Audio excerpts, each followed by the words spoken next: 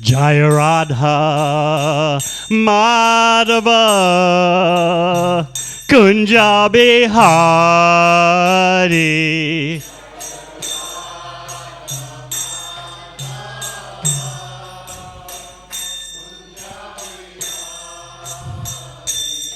Jaya Radha Madhava Kunja Bihari.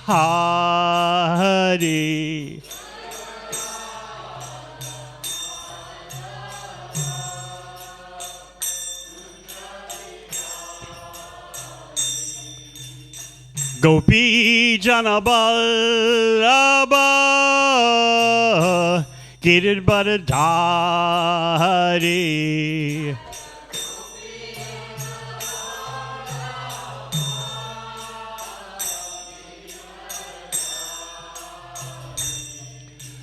Gopi Jana Ballabha Giridharadhari.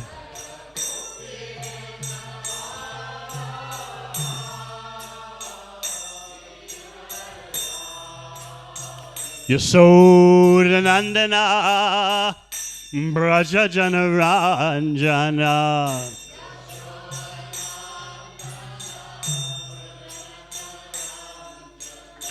Yasoda Nandana Braja Jana Ranjana.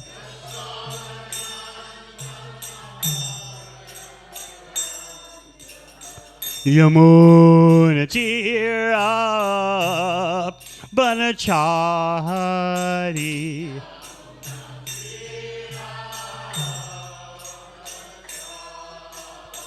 Yamuna Tira Banachari.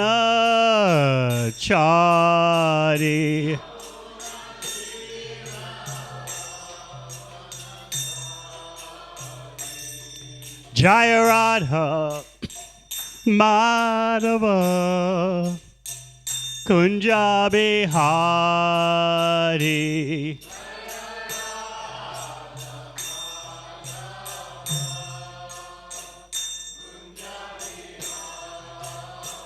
Jai Gopi Janaba Laba Giridharadhari.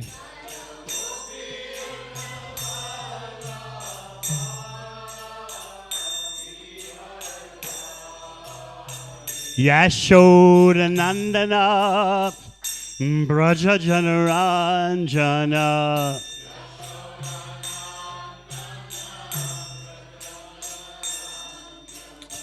Yamuna Tira Banachari.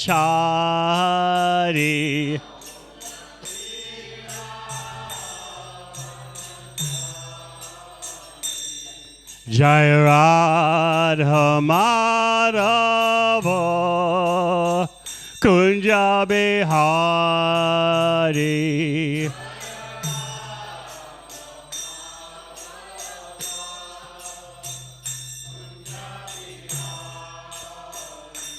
Hare Krishna, Hare Krishna, Krishna Krishna, Hare Hare, Hare Rama, Hare Rama, Rama Rama, Hare Hare.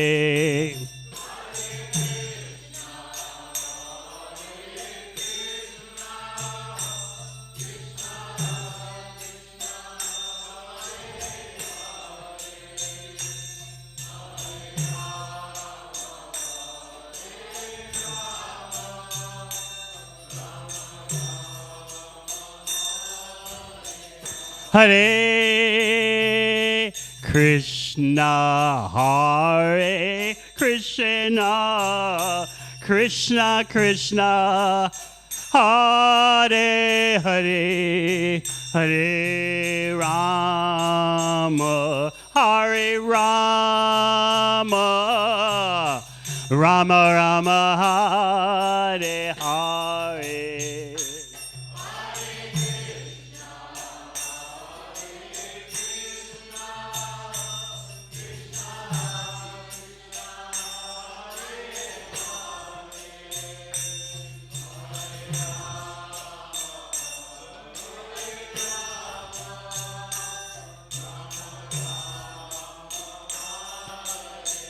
Hare Krishna, Hare Krishna, Krishna Krishna, Hare Hare, Hare Rama, Hare Rama, Rama Rama, Hare Hare.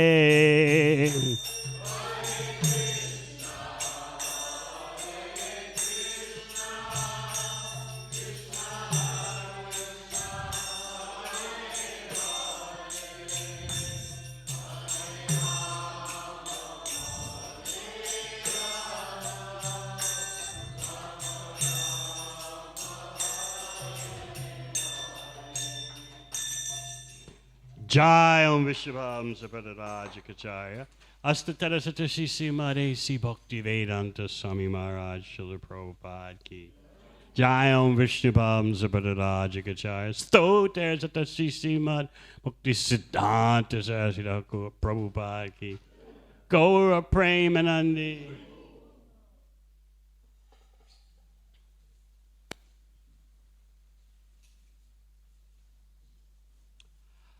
Om Namo Bhagavate Vasudevaya.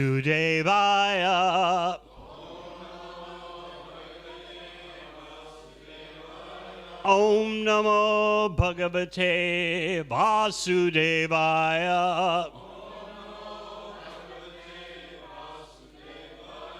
Om Namo Bhagavate Vasudevaya.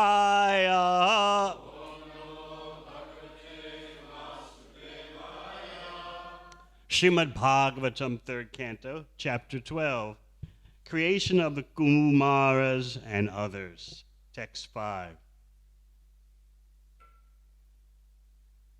Tan babashe swabhuputran Prajashri Jataputrakaha Tanaich Chan Moksha Dharmano Vasudeva Parayana Tan Babashe Swabhuputran Prajashri Jataputraka Tanaich Chan Moksha Dharmano Vasudeva Parayana Tambabashe Swabhuputran Prajashri Jataputraka Tanaichan Moksha Dharmano Vasudeva Parayana.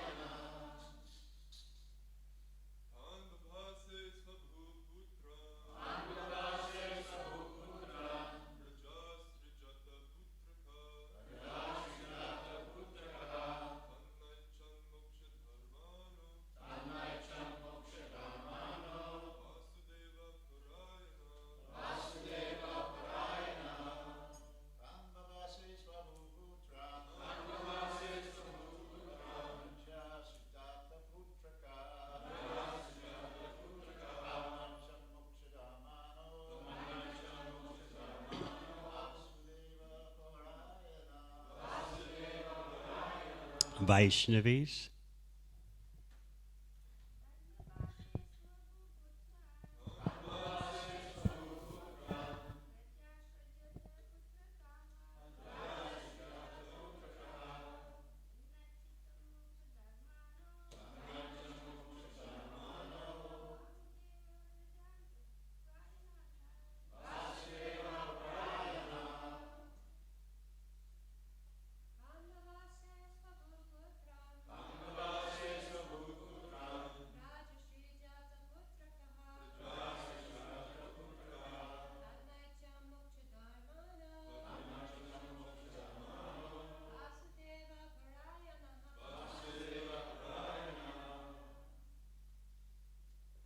Tan unto the Kumaras, as above mentioned. Babase addressed. Swabhu Brahma Putran unto the sons. Praja generations. Sri Jata to create. Putraka, O my sons. Tat, that. Na, not. Aichchan, desired. Moksha Dharmana, pledge to the principles of liberation. Vasudeva, the personality of Godhead. Parayana, who are so devoted. Translation. Brahma spoke to his sons after generating them. My dear sons, he said, now generate progeny. But due to their being attached to Vasudeva, the Supreme Personality of Godhead, they aimed at liberation, and therefore they expressed their unwillingness. Purport. The four sons of Brahma, the Kumaras, declined to become family men, even on the request of their great father, Brahma. Those who are serious about gaining release from material bondage should not be entangled in the false relationship of family bondage. People may ask how the Kumaras could refuse the orders of Brahma, who was their father, and above all, the creator of the universe. The reply is that one who is Vasudeva Parayana, or seriously engaged in the devotional service of the personality of Godhead, Vasudeva, need not care for any other obligation.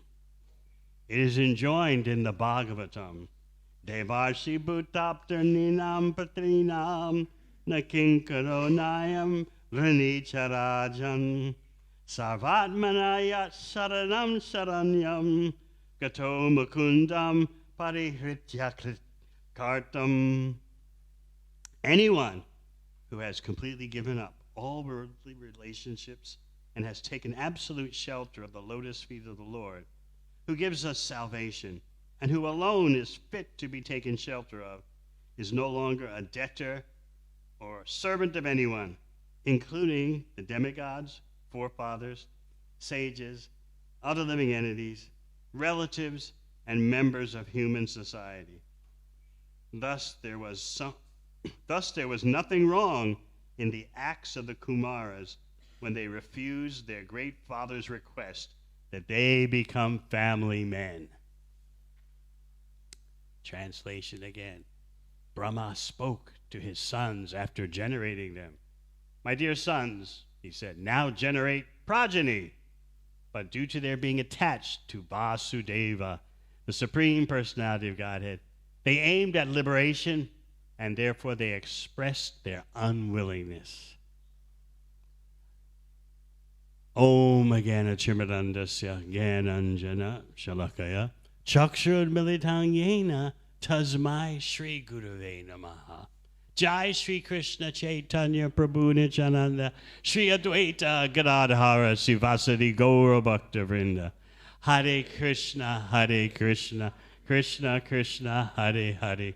Hare Rama, Rama Rama, Hare Hare. Refusing the order of the Father. This is Vedic civilization at its peak that you're hearing about. Brahma wants to do something about the universe so that people can make gradual progress in a real spiritual culture. So you've already heard that first he created the conditions of ignorance.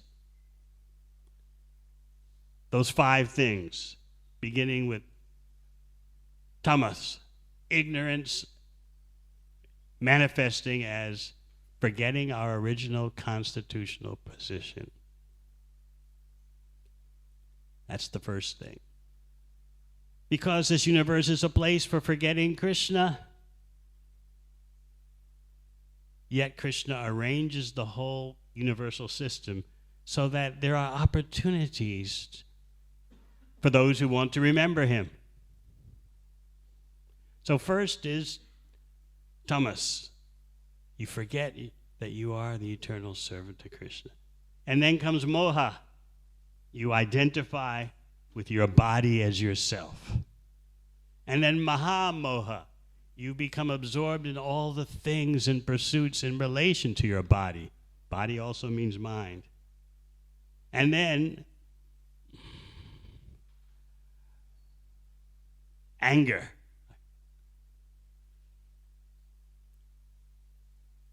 You become frustrated by not being satisfied with sense gratification, which must be the case, and therefore, first frustration and then anger. So much of the problems of the world are the outgrowth of frustration leading to anger. People are not satisfied. They'll never be satisfied in sense gratification. We'll never be satisfied with that. And therefore, subconsciously or consciously, your frustration turns to wrath. Someone's got to suffer. Some person, some people, some group, the other side of the world. And then people become attracted to political leaders who say, yes, your rage against the others is correct. Don't feel guilty about it. Feel reassured.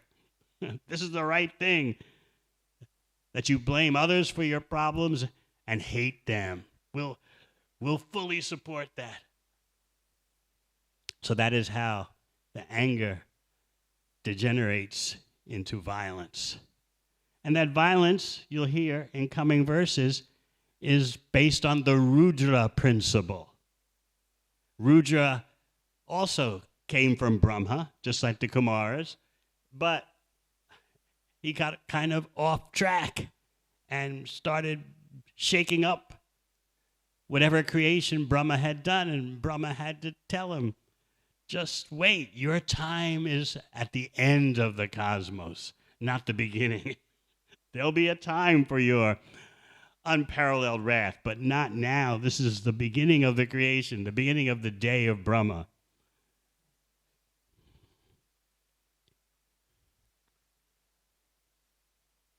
So after anger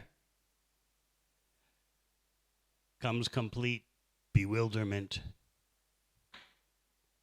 Anger is Tamisra, number 4, and then number 5, under Tamisra. Super bewilderment. No idea what is the goal of life. So Brahma had to create those conditions because he's acting on behalf of the Supreme Personality of Godhead, and conditioned souls want that. Sometimes it's said, why did Krishna allow us to want that? Why didn't Krishna intervene? In many purports, Srila Prabhupada explains that when you first want to turn your back on Krishna, Krishna tries to convince you, don't do that, don't do that. But like the rebellious child of a parent, you want to do your thing. And so Krishna creates a facility, a playground where you think everything is going to be happy and fulfilling, but instead it's a horrible place. But because we're so intent, we're so focused on trying to enjoy that we see something that's not there. We see happiness in the material world. It's an invention of our mind. But how are we ever going to understand that or realize that?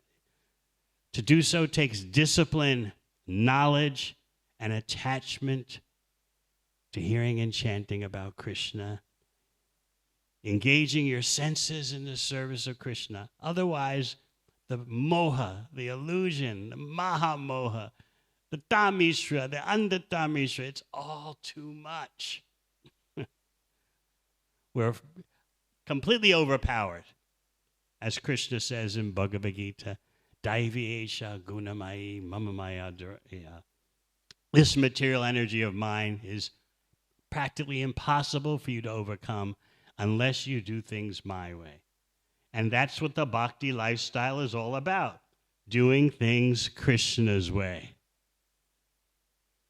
So Brahma, feeling bad about having to do the necessary to create an illusory playground for rebellious souls, he now manifests the 4 Kumaras. Each Kumara stands for one of the 4 principles of reformative understanding. First, there's Sankhya, looking at the material creation and analyzing, what is the root of this? What's the ultimate origin of all these material factors and ingredients? Of course, in today's so-called civilization, anyone who spends their time doing that is considered, you're unproductive. Only an unproductive person has time to worry about what's the meaning of life, what's the origin of everything. Come on, get a life. Make some money, have some kids, get a hobby. But worry about what's the meaning of life, what's the ultimate source, get real. You obviously are unemployed. You're obviously on the benefit or something. That's the way it is these days. Everyone proceeds in their merry way with no understanding of any ultimate consequences. So first Brahma creates Sankhya, the knowledge of analyzing the universe and getting to the root.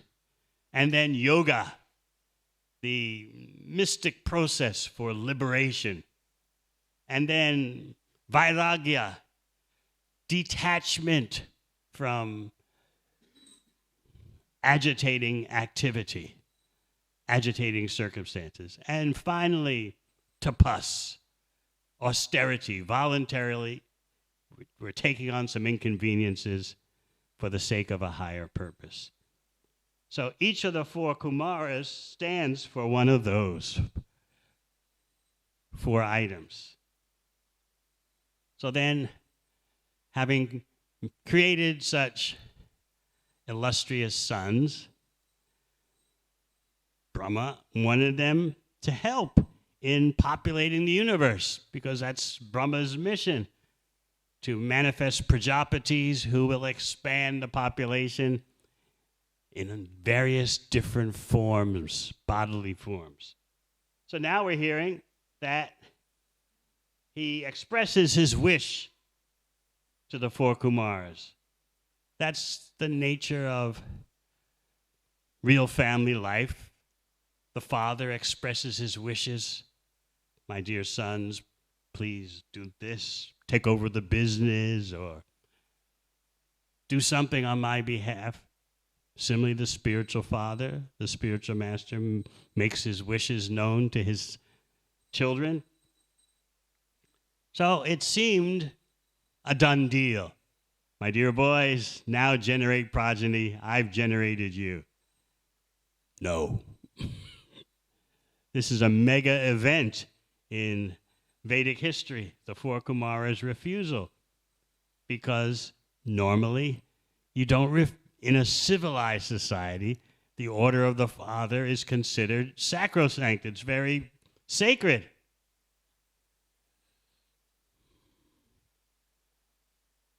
And he's ordering them to create children.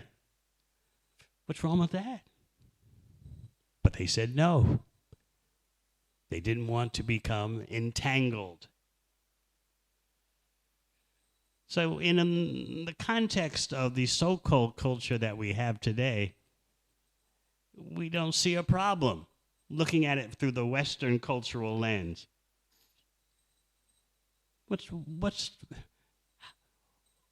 It's not my father's business whether I want to procreate or not. That's my affair. Elsewhere in Bhagavatam, Prabhupada writes that it's natural for the sons to marry on the order of the father, just as it is natural for the father to name the sons or to pass on the inheritance pass on his wealth, his property, passed it on to the sons. That's natural. So name giving is natural. Property giving is natural. Similarly, marrying on the request of the father is natural. How does that sound? I was speaking to some young men from Adelaide, from India.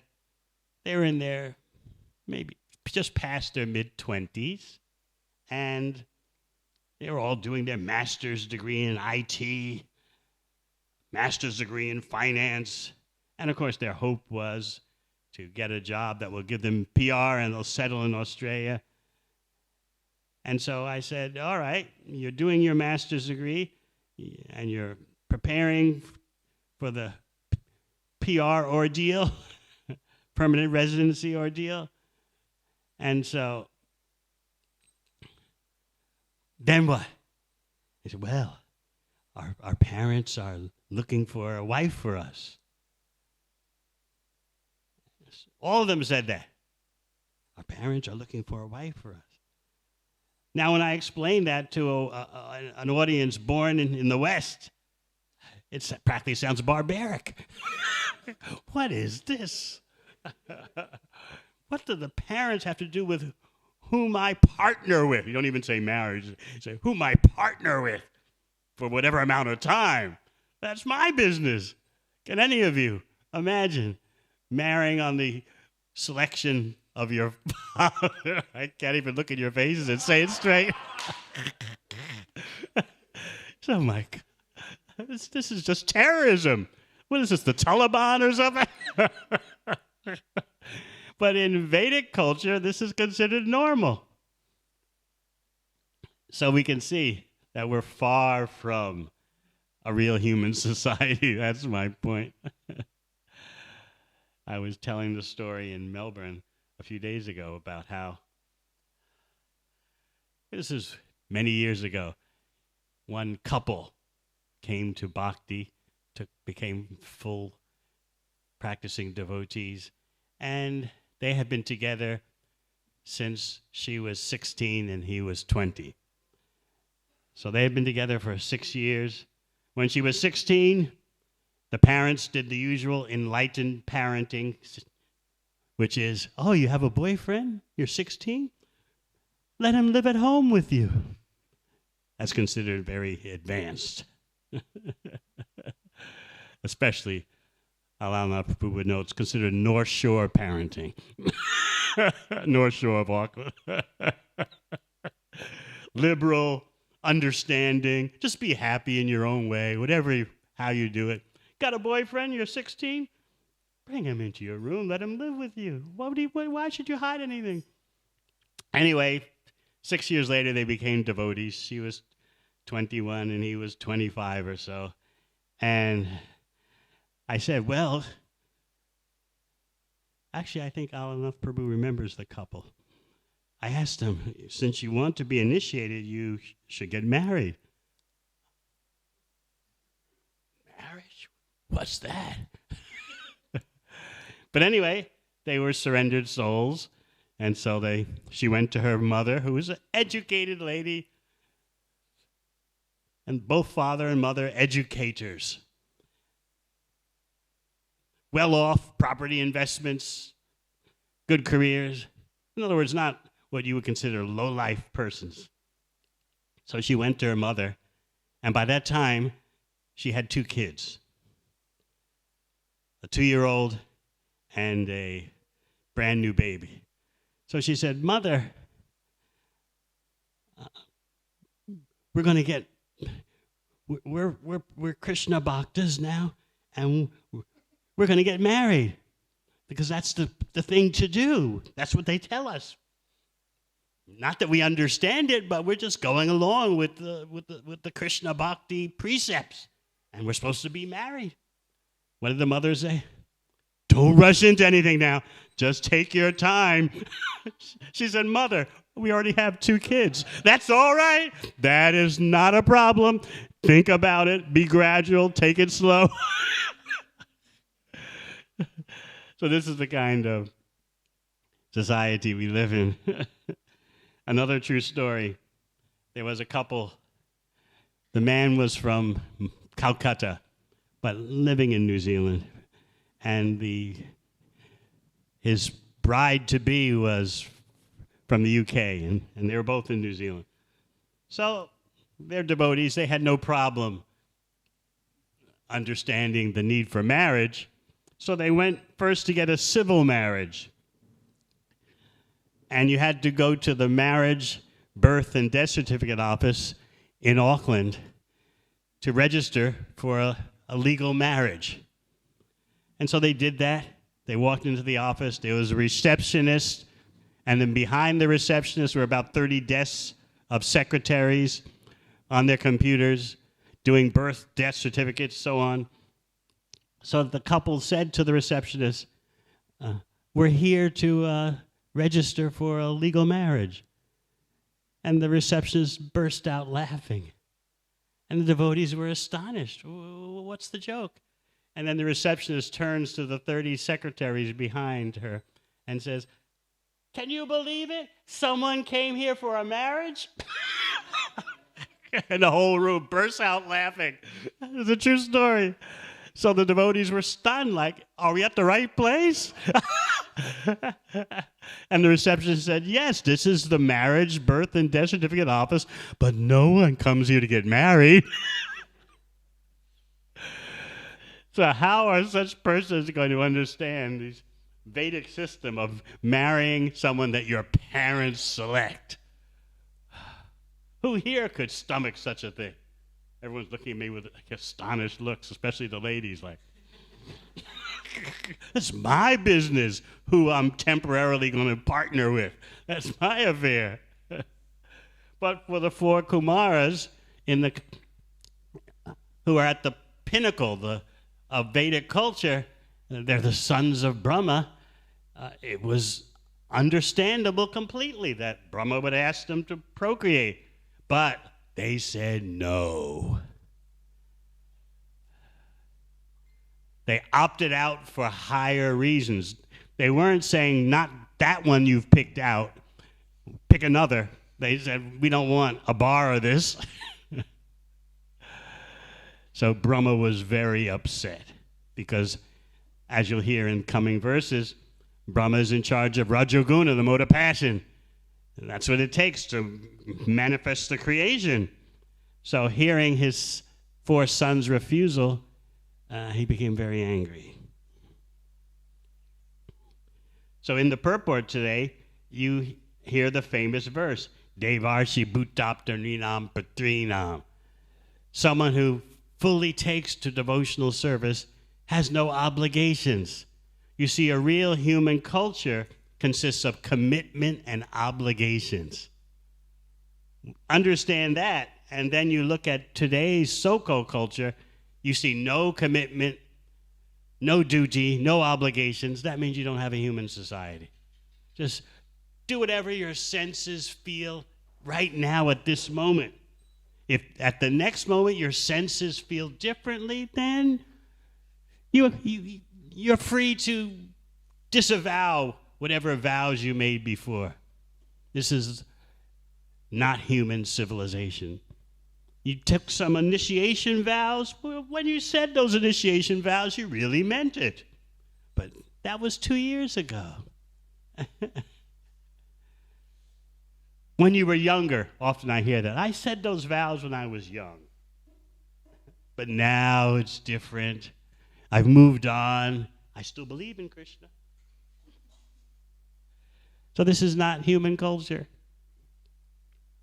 When Srila Prabhupada started the Hare Krishna movement and the first initiations, he was at first shocked that devotees would drop their initiation vows.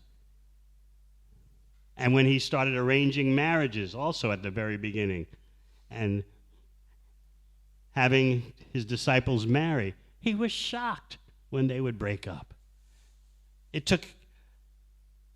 Externally, it took him a while to realize that this is the Wild West. But he was proceeding like this is a Vedic sacrifice, yajna, marriage is sacred, initiation vows sacred, Everyone can understand that. So actually when the first disciples left, disappeared, Prabhupada cried. What is this? But he persevered.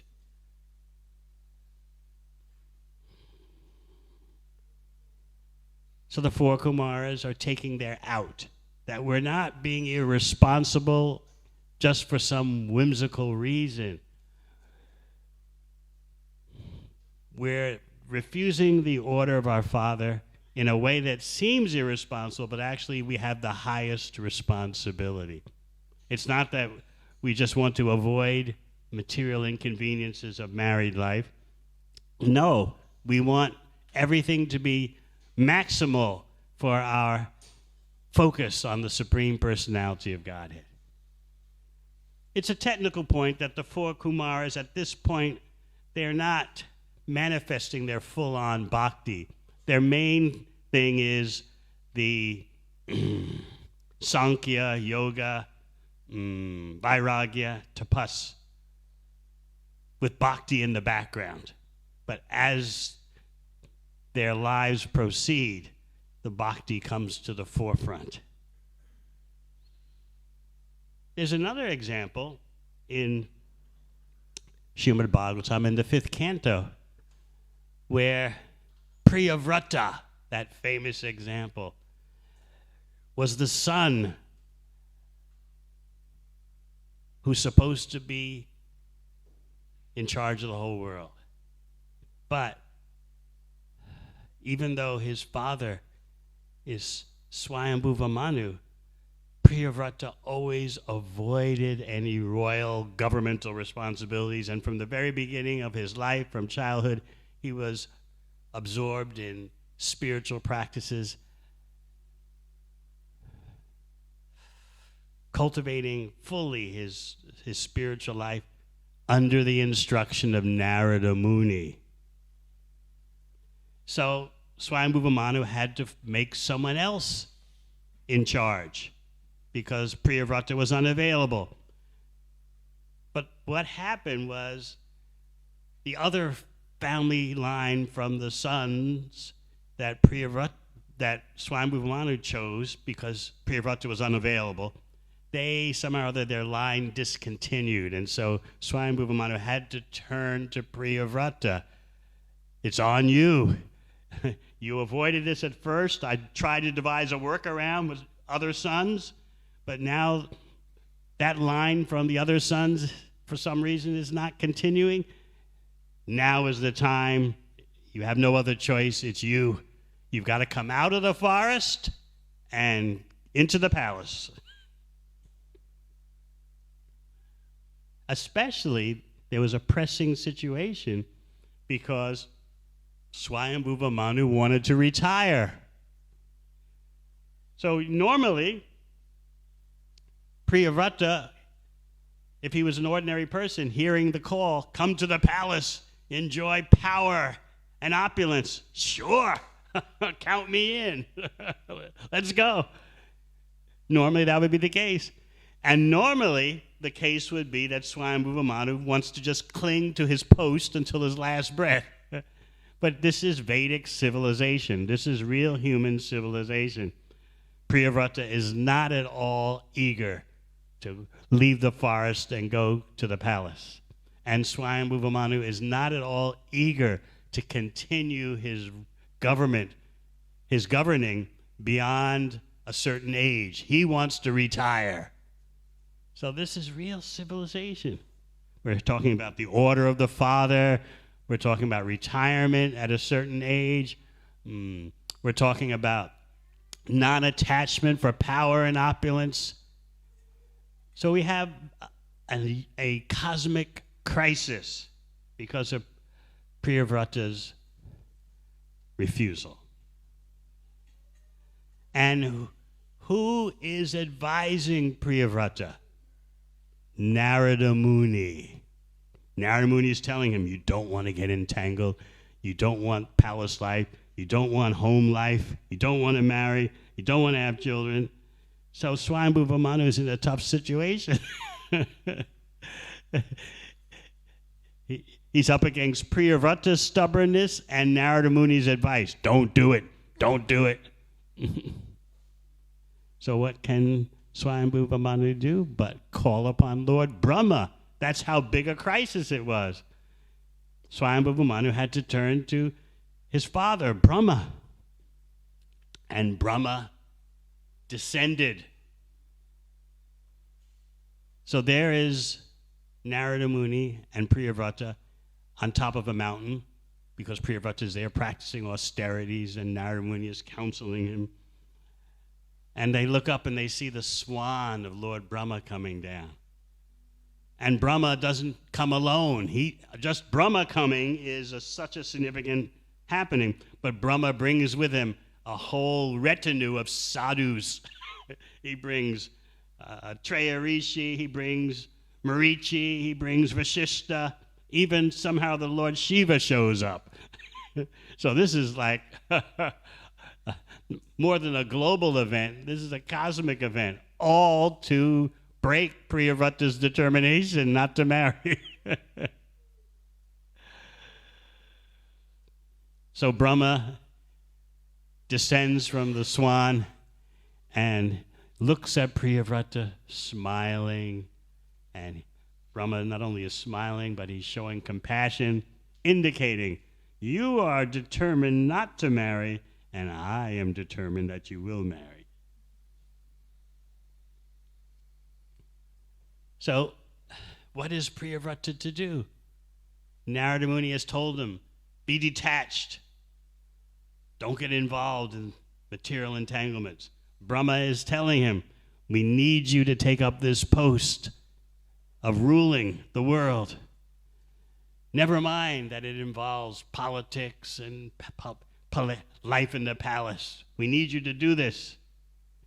So Priyavrata is trapped. How does he handle it?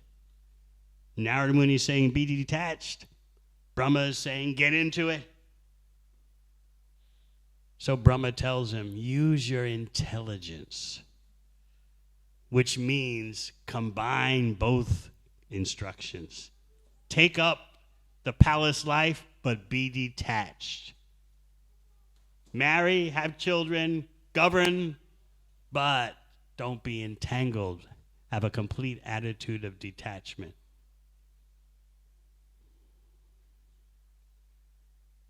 Brahma tells him, no one can avoid the order of the Supreme Personality of Godhead. In other words, I'm telling you what the Supreme Personality of Godhead wants.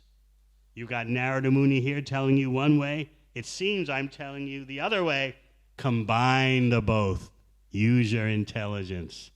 Nirbandha Krishna Sambandhe Yuktam Vairagyam Uchate, as Rupa Goswami explains.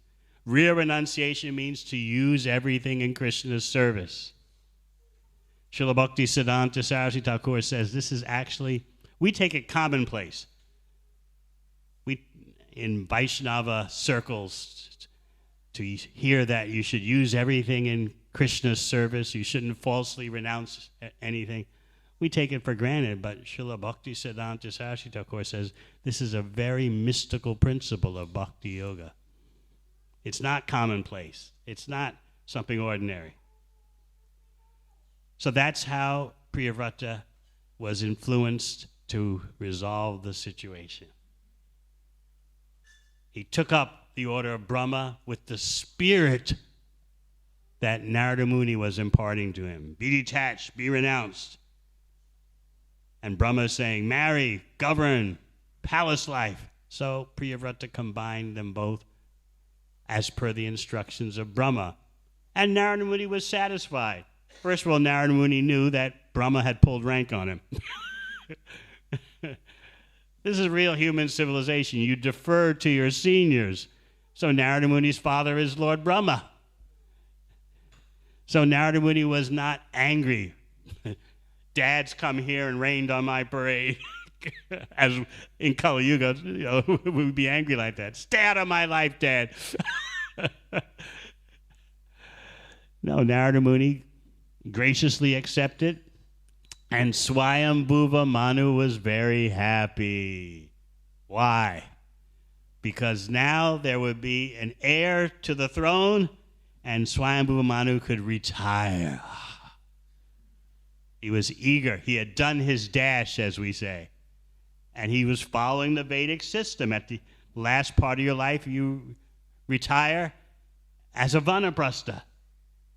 So this is how a real human civilization operates. But we don't have such a civilization today. In fact, we are living in a situation in which the social fabric is totally disintegrating.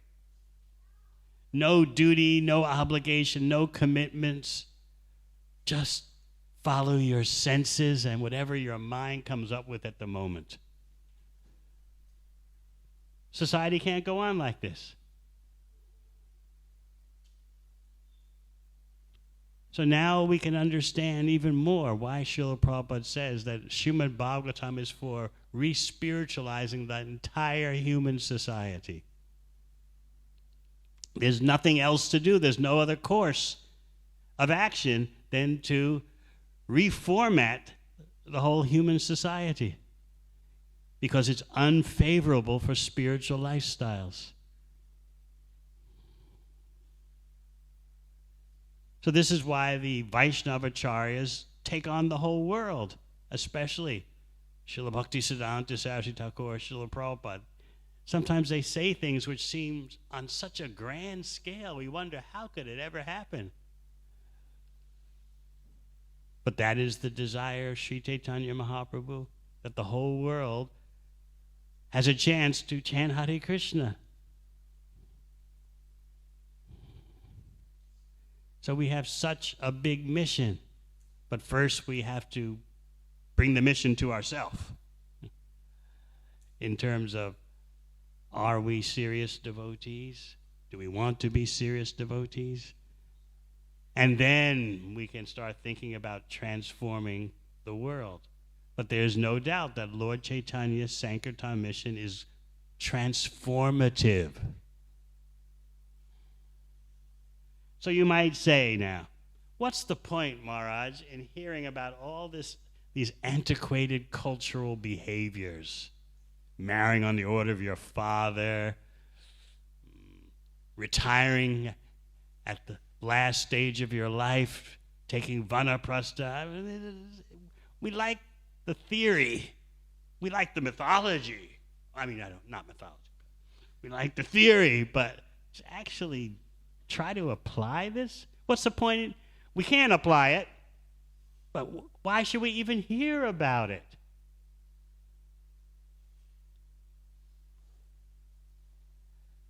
We're so far from that standard. But just consider, it's enlivening to know what the real standard is, even though we're far from it. It gives you some way, it gives you a measuring stick so that you won't take what's going on today in the guise of human civilization. You won't take that as the standard. You won't believe that human beings have really made progress. You won't swallow that. Look at our gadgets. Look at our technology. Look at our AI. How great human beings are. As I often point out, they're so great, they're destroying their own habitat. They're threatening each other with more and more nuclear weapons. Everyone's increasing their nuclear arsenal. They're having international meetings about climate disruption. Meanwhile, nothing changes enough to avoid whatever they're predicting, whatever calamity they're predicting. They can't control their mind and senses. So family life has long disappeared, especially in the first world. It's still there in the second and third world, but in the first world, it's going, gone. Who can control their senses so that there will be real environmental solutions? Whether the problem is nature-caused or human-caused, the point is human beings can't control their senses enough to come up with a solution. nuclear weapons, they're increasing, not decreasing. Political instability, economic uncertainty. So the latest term is not crisis, it's polycrisis. That means all these different crises are intersecting at the same time.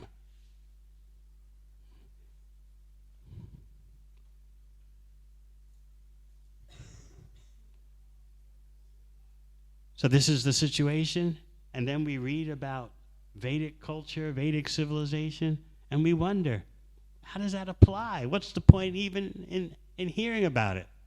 None of you here would agree that your parents pick your partner. None of you. You would, as we said, you would consider that to be terroristic and barbaric. But by hearing these cultural principles from Srimad Bhagavatam, we actually start to understand how far away from the human standard is our situation today. What to do? Become more dependent on chanting Hare Krishna. Without that, there'll be no question of global transformation. First, the Hare Krishnas have to become Hare Krishnas. The more we become Hare Krishnas by dedication to chanting Hare Krishna, the more effect we can have on the world, and the more we'll be able to understand why our acharyas like Srila Bhaktisiddhanta Saraswati Thakur, Srila Prabhupada had such a vision. Before Prabhupada took Krishna Bhakti all over the world, most sadhus, Gaudiya Vaishnavas in India thought that when the Shastra says, Priti Priti Achi Yata Nagarati Gram Sarvacha Pachar Hoibe Moranam, and Lord Caitanya says, in every town and village my name will be heard. Gaudiya Vaishnavas, before Prabhupada did what he did, they thought this is poetry. This is an outpouring of devotional sentiment. But take bhakti all over the world, especially to the Wild West. But we endorse the spirit of it, but it'll never happen. So Srila Prabhupada said that his disease is that he never could think small, even as a child. And he was convinced, is convinced, that within the Hare Krishna global mission, there is the potency to transform the world. So he would tell his followers that either you take that responsibility and come up to the mark, or someone else will get the credit. He wrote in one letter, I know Lord Caitanya will send me the right persons to lead this global transformation. If not you, somebody else. So first we have to become Hare Krishnas. And then what we're reading in Bhagavatam starts to make more sense. The refusal of the four Kumaras, the refusal of Priyavrata, and then he bends, all right. It's good to know what is our cultural inheritance. What's the background? Vedic culture provides the ideal setting for spiritual culture, but it's not in of itself spiritual culture, but it provides the ideal format, the ideal circumstances. But without chanting Hare Krishna, there's no point to anything. Vedaishta sarvaya aham Veja. Krishna says, by all the Vedas I'm to be known. I'm the conclusion of the Vedas. So Brahma, you're going to hear in the coming verses, is ticked off. I'm not only your father, I am Brahma. the creator of the universe. So we'll hear what comes next. Rudra. All right. Any questions?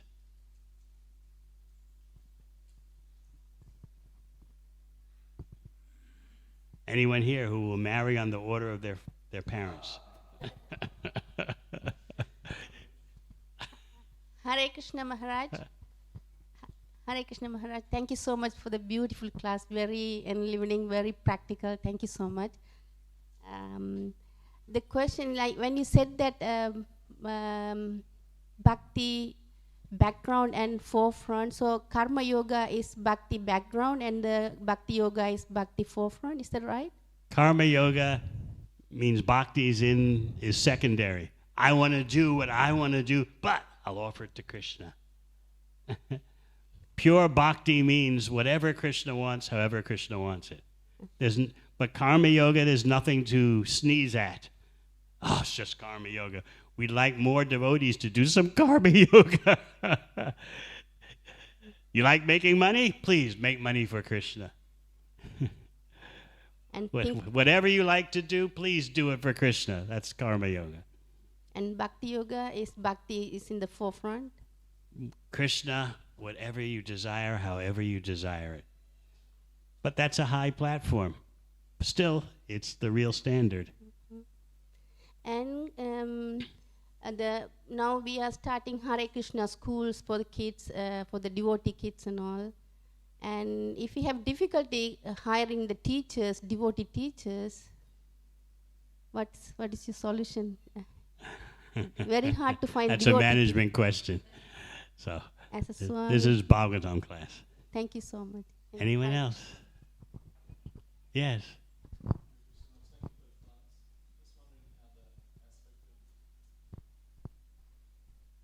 Just wondering how the aspect of Swami Manu leaving, retiring, and that, how does that apply to our ISKCON society?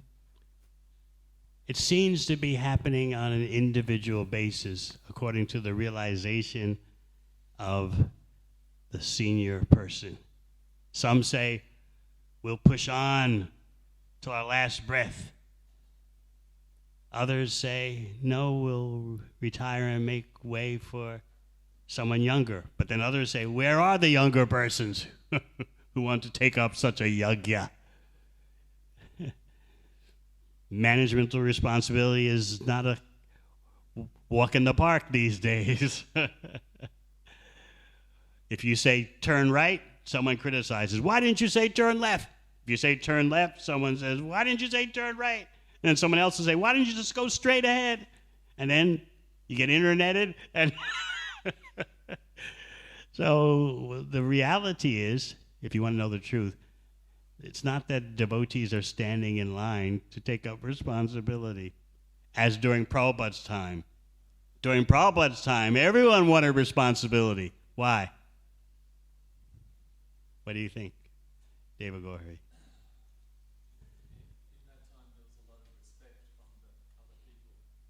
More than that, you got a chance. If you were president, GBC, you got Prabhupada's personal association. I know as a younger devotee, I was vying for that. What can I do? Because I want Prabhupada's association. What leading role can I take up?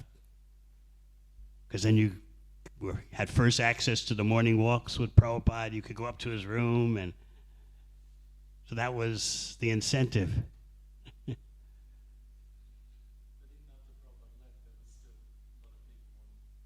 The current of the river continued to flow until it gradually waned. So yes, there are different approaches. I won't comment on senior Vaishnavas' various responses. Some say we'll push on to the end, to the last breath. They quote Prabhupada. He said, I want to die on the battlefield. Others say, no, at a certain point, enough is enough. But when is it enough? That's an individual decision. Others say, make room for the younger generation of leaders. Where are they?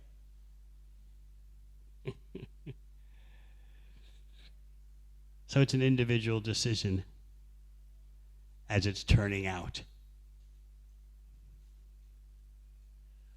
so far. Yes. Who are preaching who didn't even meet Srila Prabhupada. Yes. Like, maybe there's not enough of them, but I mean, there's classes being given by devotees who weren't even present when Srila Prabhupada was Yes. there. So I don't understand. Well, there does seem to be young people coming forward. So please, you convince them.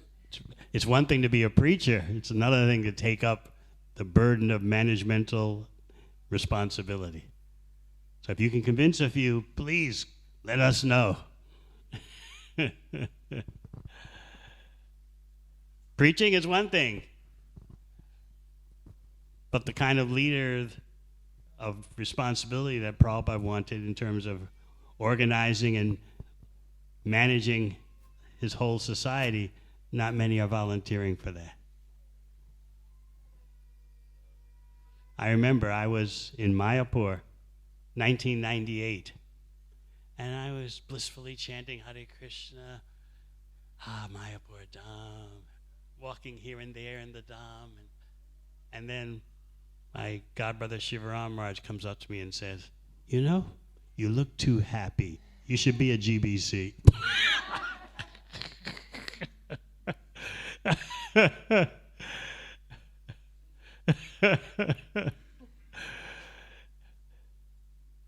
So someone has to do the job. Where are the persons standing in line?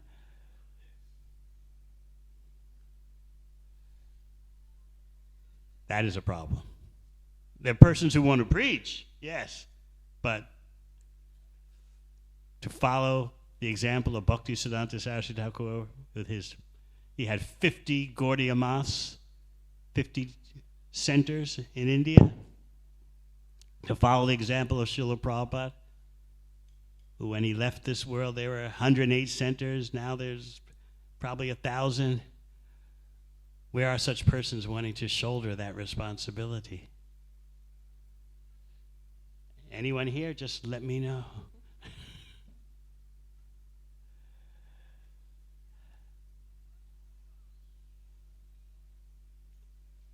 So you could understand Priyavrata's refusal. No, I'm on top of the Gandhamadana hill. I've got Narada Muni as my mentor, my spiritual guide. I'm absorbed in meditation on the Supreme Personality of Godhead. No, I'm not going into palace life. But he was the only qualified person. Swayambhuva Manu had no one else to turn to. So it was a whole cosmic crisis. So Lord Brahma himself had to get involved for the sake of the whole universe. So we're not the only ones who were having a leadership crisis. All right, thank you very much. Hare Krishna.